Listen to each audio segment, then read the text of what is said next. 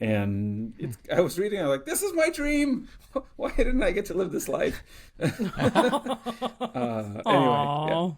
You kind of Well, have. You know what? Listen, Greg. I did. You're, yeah, Yes. you have a. I think honestly, if you ask me, I mean, if you're someone who's contributing to the web platform at a low level, like you are, you have a legacy that I think is cooler than creating games, in my opinion, because you're enabling others to create games. So you're like the baseline. You know what I mean? So think about it that way. You're upstream Right. now. I don't think he's convinced. He's over there thinking like, okay, I'll think of it that way, but he's not really thinking about it that way. He's over It's there like thinking you about want to his be the game. director and you're making the cameras. He's like, I don't want to be writing scripts. What's the director and the camera person gonna do without a script? Greg, you're writing the I scripts. think writing the scripts is the thing. No, I'm making the pencils. He's pretty low level. All right. Anyway, It needs to be done. I think what you need to do, Greg, is take WebGPUfundamentals.org and hand that off to ChatGPT. You've already written the first version. Just tell it to port WebGPL, Right.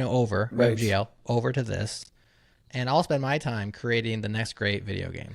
I think that's your move. I don't know about the thought of handing it over to ChatGPT or whatever has crossed my mind, but the thought that all I'm doing is writing stuff to train ChatGPT because nobody's actually going to come to the site. They're just going to ask ChatGPT and it's going to tell it what it learned from my site. But you know what? That's fine because that's just the way the world's going to work in the future. All the kids are going to ask. They're going to ask their favorite large language thing or AI, and it's going to train them. Right. And that's just the way it is now. In that case, you're not even making pencils. You're like mining the lead. I'm teaching our overlords. Yeah, exactly.